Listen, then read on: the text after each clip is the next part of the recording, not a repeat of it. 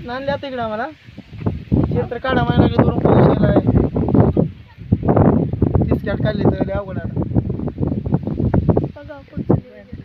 म्हणून मी यांना घालतो आज पाणी पावसाचं. लय मोठं पण आहे. मला हाय चांगला अरे एकदा बघ पावसाकडे बघ. पाऊस जावा तिकडे पाऊस मारून झालं इकडून काय करायचं. पाऊस लय यायला